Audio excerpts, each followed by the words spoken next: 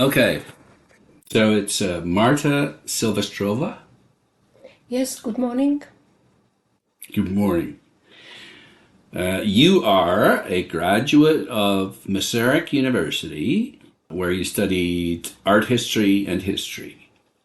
And you've worked as a curator of the graphic design collection at the Moravian Gallery in Brno since 1986. Yes, that's it.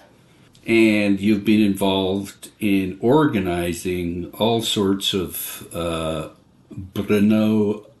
Bienniales over the year.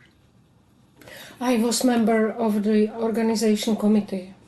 So we're here today to talk about you've also, I should mention, you've written or edited or curated various exhibitions, poster exhibitions, including political posters in Central and Eastern Europe, 1945 to 1995. This catalogue was published by Manchester University. Yes, I curated it together with James Owley, senior lecturer at the Manchester University, who was leader of the project. Okay. But what we're here to talk today primarily about is this magnificent book, big, beautiful book, called Czech Film Posters of the 20th Century. And who published that one? It was published by the Moravian Gallery, where I work. And specifically, you wrote an article in here about Czech posters, movie posters, post 1945. So I want to look at that. But first of all, welcome to the Bibliophile. Thank you for inviting me. It's a pleasure. Now, can you tell me about the Brno Biennale? What is that?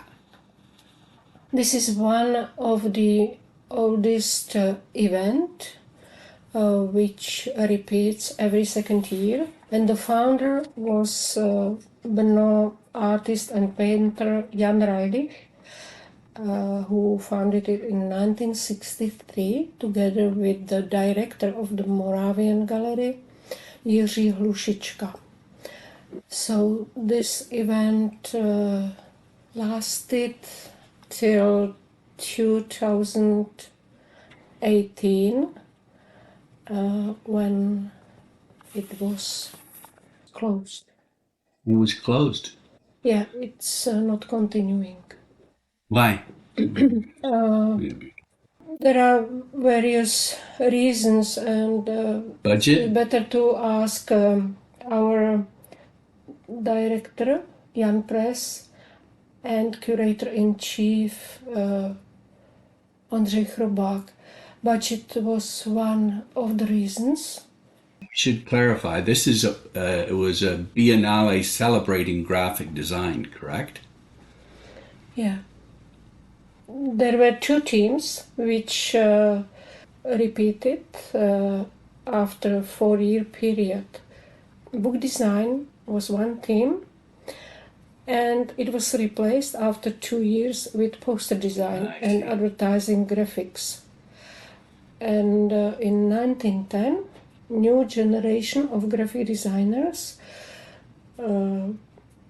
stopped this variation and included all items into the event, into this competition. This competition was accompanied with a lot of events, other thematic exhibitions, and it was like a festival of graphic design which lasted from June until the end of October.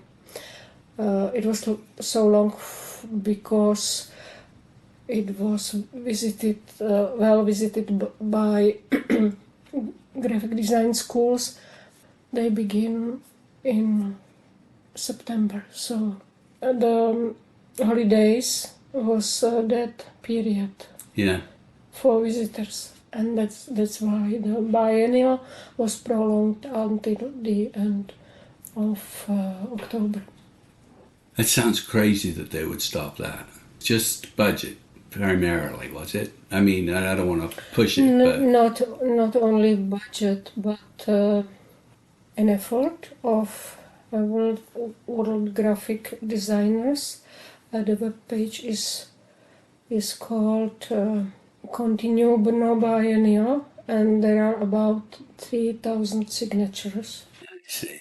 under this petition. Yes, it sounds very political. And although, we're not here to talk about political posters, but I've just been leafing through this book of yours, this catalog, and it's extraordinary. It's like full of very, very striking images of posters. These images are selected from different archives and poster collections, state collections, private collections in Eastern Bloc. These are communist. This book is analyzing the manipulation of communist propaganda with the people. We selected similar images from different countries, showing that the system was the same in all these satellite countries, but the example or the leader was propaganda house in Moscow. It's called visual agitation system. Agitation? Visual agitation. Agitation or education? Agitation. Okay. Nagliadnaya agitácia in Russian. Názorná agitace in Czech. I see, okay. And again, it was communist propaganda and just showing the different ways that it was Of course, there are also anti-communist posters, because yes. we talk about 1968 in Czech Republic and Solidarity movement and so on. Yes. And then there are posters from 1989. Yes, I see. And following years. Okay. Well, why don't I'm going to quote from one of the articles in Czech Film Posters of the 20th Century. What it does is it gives us a definition of... Yeah, I'll just read this out of posters here. It's, first of all, it's not a good... This is Karel Tabery. Karel Tabery. And again, I guess he's a scholar and a poster... He is professor. Right. At the university.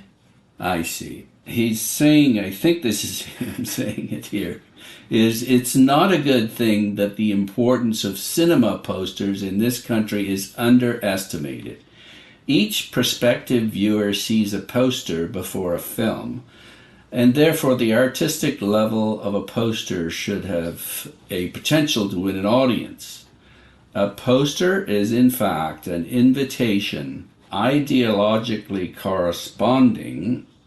I have in mind foreign posters, as our posters generally do not contain any ideas, our posters, with a film and accentuating its value. So, a modern poster is meant to capture the audience through its color, layout, and technical execution, in which it matches other kinds of posters. Yet it differs in one crucial requirement. A modern poster has to induce the maximum effect in the minimum time. Developing this maxim, we arrive at the basic principles characterizing the modern poster, and he's got 4 of them, and I'll read them out. The choice of colors. Colors should work at long range. However, this objective does not justify posters resembling gaudy fairground announcements. The color effect is enhanced through the use of appropriately matching colors or through adequate enlargement of the color area. Number 2, the composition of a poster is dictated by the minimum time, quote unquote, requirement mentioned above. A poster should not feature many details in order not to divide the onlooker's attention. Individual artists enrich the composition through various means such as simplified outlines, concentrated drawings, etc. Number 3, not too much text. A text should only accompany a poster's idea and might possibly prove completely unnecessary. And finally, an original idea for the poster. This is the cornerstone of each poster, varying according to the artist's ability, the theme of a film, or even after the taste of the audience. It is the key to the success of a poster and at the same time its most difficult component. You agree with all that? Yes, but he talks about pre-war period, I think. Yes, this is pre-war, but he does say these are modern poster principles. Principles, yes. There was this period in post-war film industry was nationalized. Then 1948? 48? Yeah, 1948, but there was in between period when still advertising agencies existed, but after 1948 everything was nationalized. The private firms cannot provide their services, and concerning the artists, the advertising agencies had to transform into new form of work. They founded artist cooperatives, and everything was censored and controlled by the state system. So all the film industry promotion was centralized under one office, which was called Central Film Office, okay, who distributed the work. And this system brought, in paradox, yes, artistic freedom to poster designers, because they didn't need to include all the names of film producers. There were no sponsors. There was only one sponsor, and it was state. They didn't have to have logos. Yeah, logos or all the names. That's why when you look at these posters from post-war period, there is sometimes only film director and title of the film, or sometimes there is film star. But now, or in the Western industry, poster must sell the film, and it didn't exist under these conditions because we didn't have trade market. We had how to call it, nationalized system of socialism. Socialism. I should say. They didn't have to make a profit. And there were another priorities.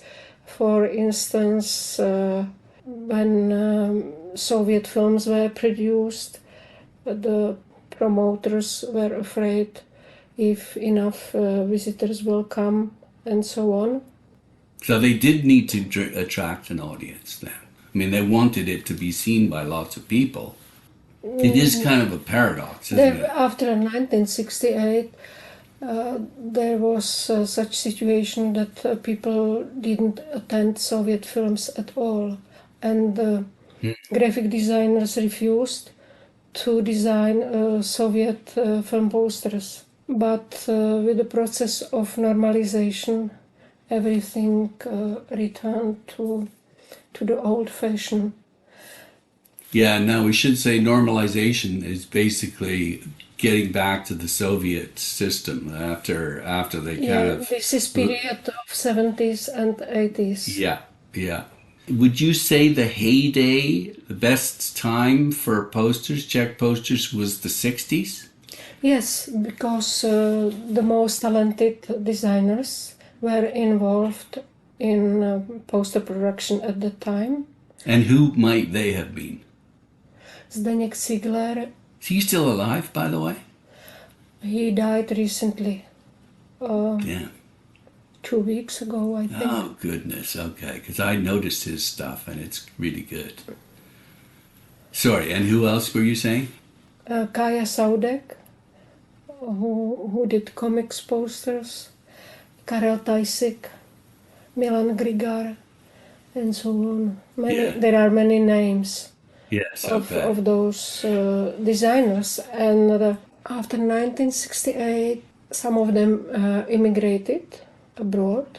Some were stopped from official work because they refused to enter the newly established structure of Czechoslovak Union of Artists. Okay. Who was transformed to avoid those who were involved in Prague Spring, to ban them from their work. So the 60s were sort of the high mark. What's interesting is that you say that, if the American posters, if it hadn't been for the communist system, then the Czech designers maybe would have just accepted all of the American posters and changed a little bit.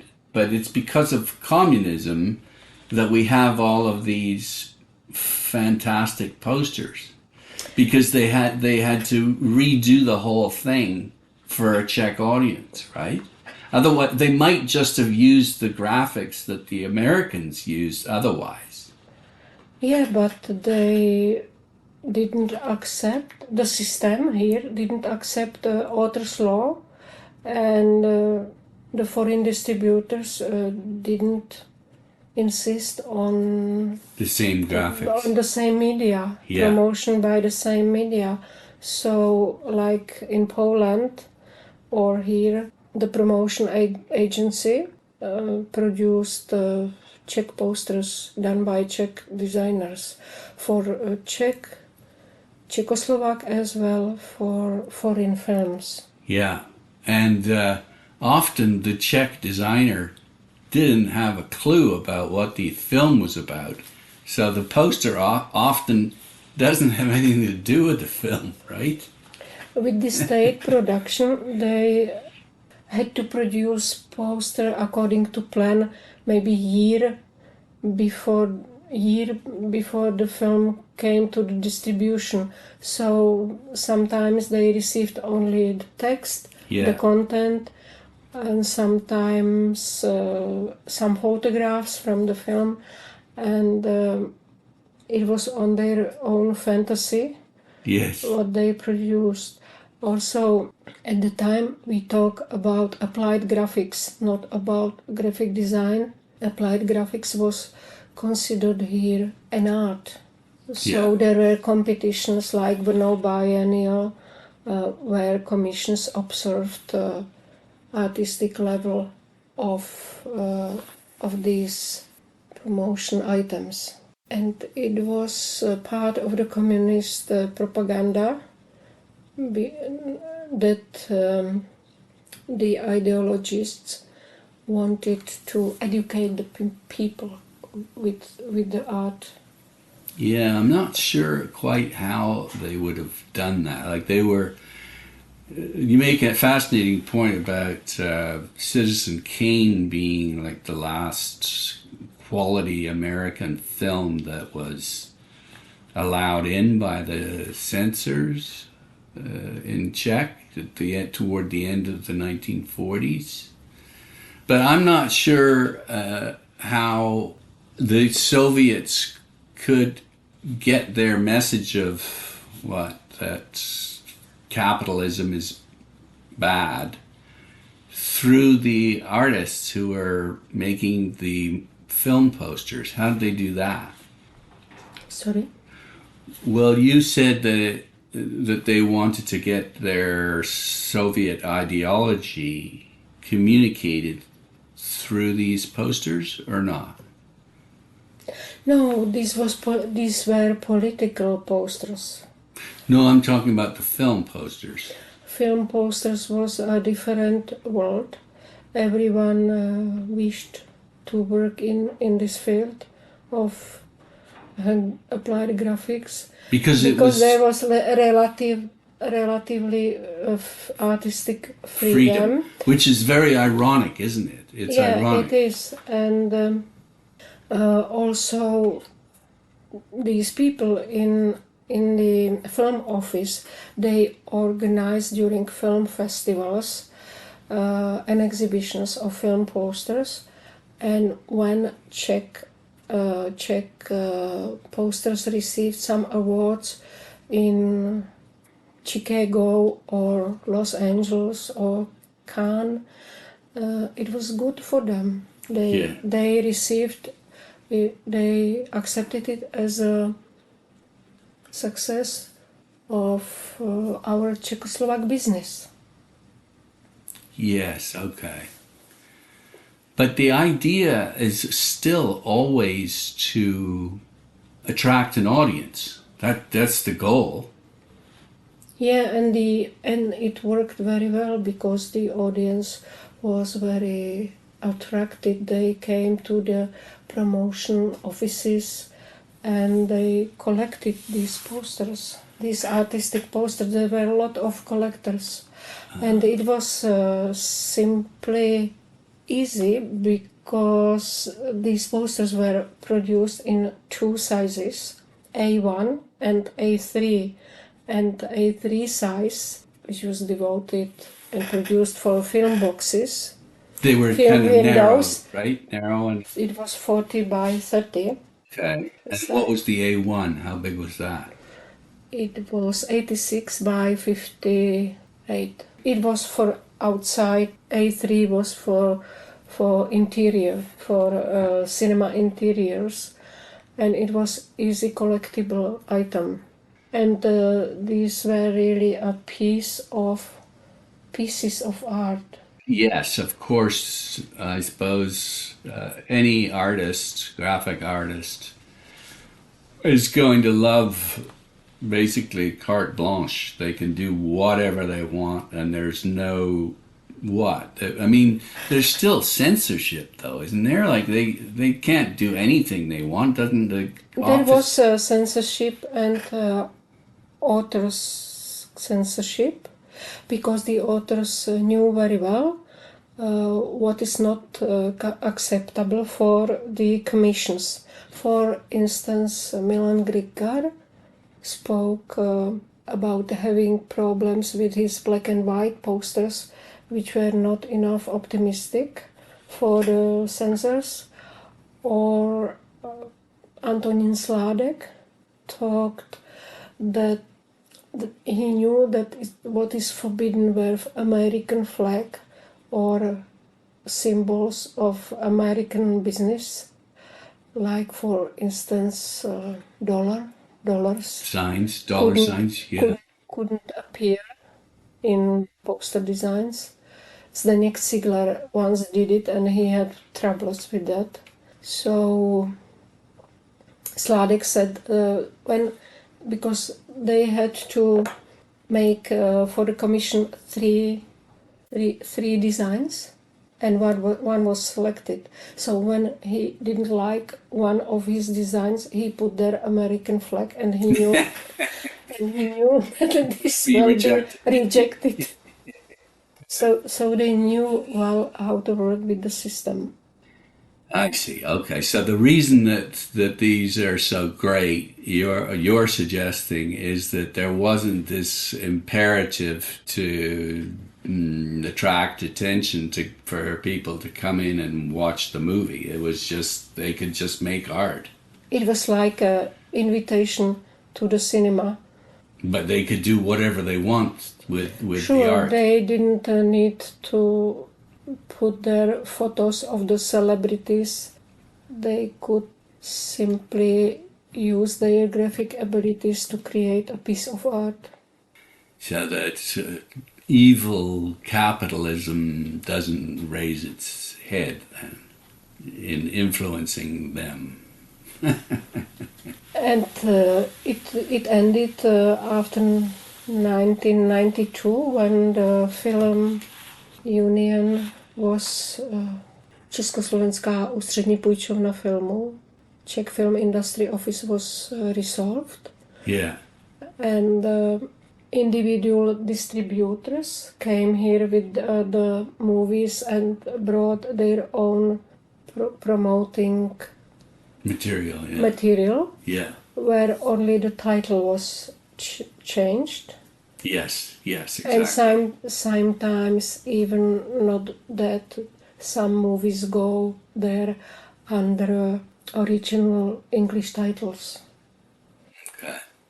Now, we talked about the fact that a lot of these poster designers were also book jacket designers as well. That was a big part of what they did as well.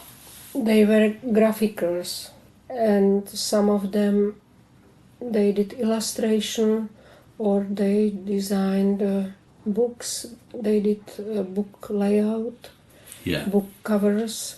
Who were some of those? Some of those were typographers. Like names? I know Zdeněk Ziegler, for instance, he designed books as well as these posters, film posters. Some of them were involved in political propaganda, but artists like Milan Grigar, they would never accept such work, political. One of the things I've been trying to get a handle on is, where do you find these things? I want to collect them. Can you still collect them, or are they all in museums? Where do you get them? You still can collect them, but it's becoming more and more difficult. You can find them in antique shops or on Aukro. What's that? It's a digital platform where people sell everything. And how do you spell that? A? A-U-K-R-O, CZ. So that's like Czech eBay? That's Czech eBay. And there are a lot of film posters, mainly those of A3 format. And those which became iconic images, these are already very expensive. Like how? And Aukro is like auction, so it goes high when you want to get those. And how much do the expensive ones go for? Like the iconic ones? How much do they cost, roughly? A1 format, for instance, Tender One for Bresson's film, which received award at Cannes. Yeah. This goes for 8,000 or 9,000 crowns, which is more than $1,000. Yeah, I've seen there is a bit of a range. Just so, who do you think are the best designers? Sorry? Who do you think are the best?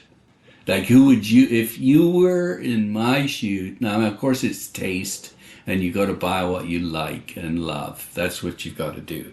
But who do you think are really the best ones? Zdeněk Ziegler, Karel Tajsik. Okay. These You've mentioned them already. These are my favorite Okay. artists, or Milan Grigar. And again, the best place to get these is But the most beloved poster is the tender one. It was done by Olga Poláčková Vyletělová. Okay. But recently we discovered that she was inspired by a famous photograph. I forgot the name of the designer, but it was advertising photograph of a New York photographer for Cartier. Oh, yes, okay. Jewel. Yeah, it was probably in Harper's Bazaar or Vanity Fair or somewhere like that, I would guess. I can send you Yeah. the name later Okay. and the image. Okay. So what you're saying then is that the best ones you think are the ones that don't have this capitalist imperative, this imperative to attract audiences. Those are the best, you think, because they're free artistic expression. I wouldn't say to attract the audience, because also these they were designed to, right? These also have to attract the audience. I would say they don't have the imperative to sell the film. They don't need to sell the film, these posters. No, but that's the same thing. It's the same thing. By sell the film, what do you mean? That there should be a big profit of entrance fee. Which means for audience. Film production. But during socialism or communism, the fee was so low here. Sometimes 2 crowns afternoon performance. That this was no effect, and it didn't mean that they will not have enough money to buy new films if they don't have enough high profit. Yes, I see. Yeah, that's right. Sometimes in this book you will see I put 2 dates on the posters: date when the film was produced, and sometimes there was period of 6 years when we got the film here into the distribution.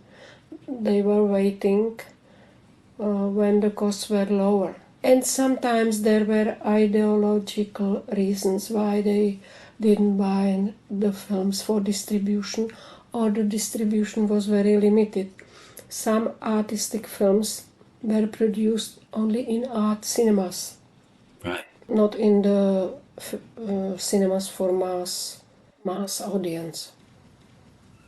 There's a comment about, I think it was Citizen Kane poster, where the Orson Welles character is sort of looking out of the picture, out of the poster, and you or one of the other writers in the book comments about how that brings the viewer into the poster, because the reason I'm mentioning that is I'm just wondering what techniques were most common in these posters. Like, were there, what, yeah.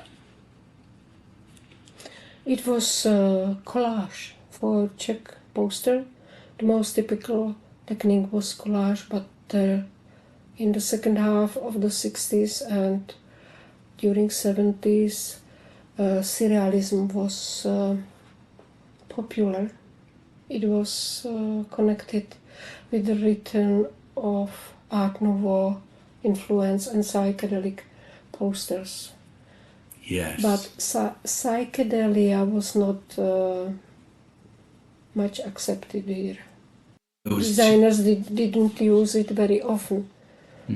But surrealism was very popular.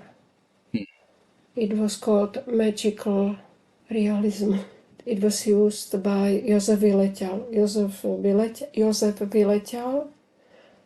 or Zdeněk Vlach. They produced surrealist posters. But in 60s, collage was the most popular technique. And the difference with Polish posters where painting prevailed. Why was that? Sorry? Why? I don't know. It was taught at the Art Academy in Warsaw, poster, at the painting courses. So painted posters were very popular in Poland. For instance, those made by František Starowiejski. One thing that annoyed me that I learned from your book is that the communists destroyed the archives of printers and film producers after 1945. Yes, it happened during the system of nationalization. Which means they destroyed a bunch of posters, I guess. Yes, but there were some collectors already who saved a lot of those posters.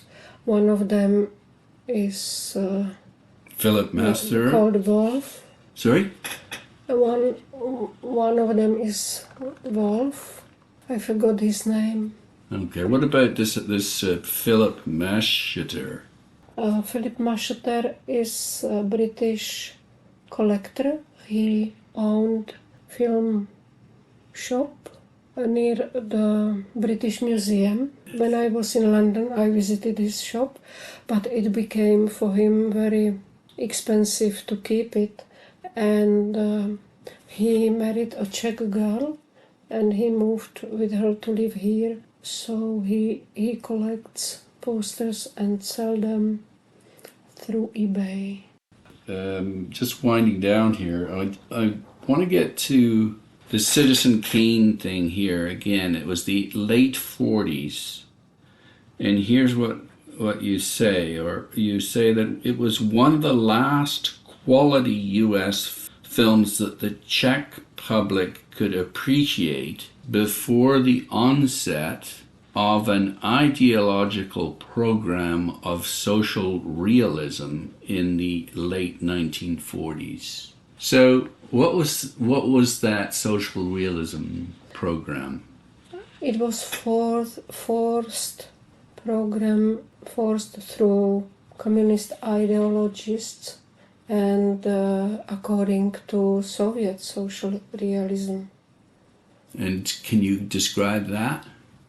Those were painted posters with ideological subjects mainly. Also the films during the 50s in the cinemas were mainly these ideological and construction films. And what were they?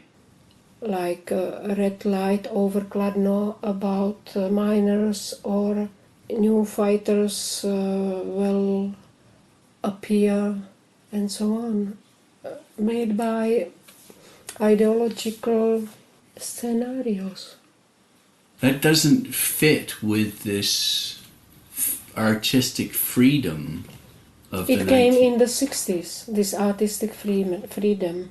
I see. So it was late 40s and 50s was the social realism, and then it was replaced by this? At the end of 50s, after Brussels Expo. Oh, yes. Expo in Brussels. Yes. Okay, well, just finally then, I just want to return to Brno's Biennale, this graphic design Biennale. It sounds terrific.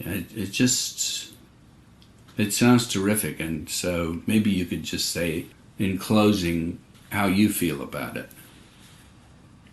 Don't want to? No. Okay. It's very difficult to explain. Okay. But I agree with the decision of the leadership of the gallery, who decided to stop this because first there was a small team of the gallery, people who usually me, for instance. I have my own projects, but Right. for half a year I had to stop and work on this event, which is in fact a salon. You distribute around the world the invitation, and then you receive a lot of items and you select the best, but it's not sure that these are best posters what audience is then allowed to see, because each member of the pre-selection jury has another opinion. For instance, for me, not only form of the poster is important. I like posters with messages, ecological ones, and so on. And these juries consisted of graphic designers who watched only the form and the form which they own produce. They rejected, for instance, Japanese style or Iranian style. I made a wonderful exhibition in Jerusalem of Iranian posters. But during the last 10 years, no one from Iran was accepted for the biennial. I don't agree with this. So it created a lot of bad mood among designers who usually in the past were sending posters here, and we could follow for decades their style, and suddenly they were rejected. And these were big names of graphic design like Kazumasa Nagai, who won here Grand Prix. And suddenly his posters were rejected by this new generation of graphic designers for who he was too old. And they said, we don't need to see this again and again. So this salon is complicated. I prefer doing my own projects, to select the item which I want to research and discover what is behind this theme. And doing the Biennale, I lost half of a year with organization work, because I was responsible for editing the catalogue and so on. And it's the same with other members of the gallery who had to left their own projects and work on this event.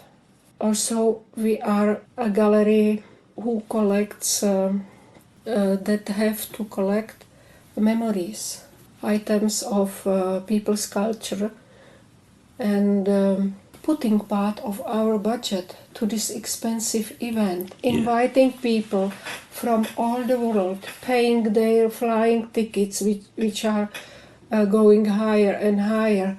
We lose part of our budget, which we could devote to buying an items which will increase quality of our collections. So our leadership decided to stop, and they said, let's graphic designers are applying for grants, and according to money they collect, they can do that event. They will have the limit of the money that they will collect. Mm-hmm. But here, the members of organizing committees, the external members, they came with ideas, and the gallery had to pay everything. When I wanted to produce Czech Film Poster book, I had to apply for European grant. The gallery would never give me that much money to produce such a huge book, which was very expensive. And I considered it as a book for decades because it collects the whole history, and it can be in gallery shop for many years, for different generations. Yeah. And nobody buys now the old biennial catalogues. Well, that was a good answer. Was it? Yes. And it's a great book, too, I must say. I just love this book. And again, it's called Czech Film Posters of the 20th Century. I don't know, though. I mean, putting it in my luggage, if I do put it in my luggage, it's going to put me over the weight limit. But It's 4 kilo. Sorry? 4 kilogram. 4 kilograms. Yeah, but it's fabulous. And thank you so much for talking. The designer is Petr Babák, and he had to select such a big size because he worked with these labels which resemble posters. Yes, at the bottom. And also the film strips.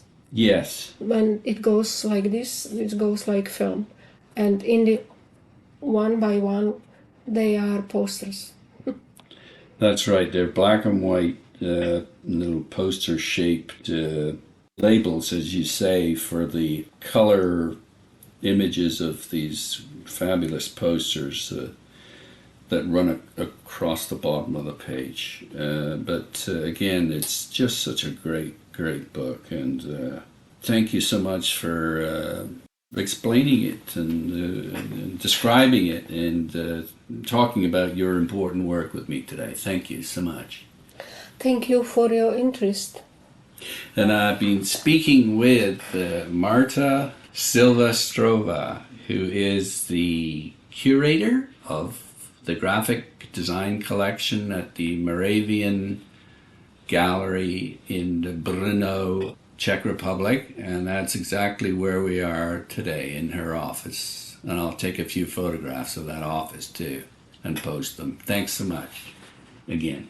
Thank you for coming. Okay, so shall we go for lunch? Sure. If you're up for it.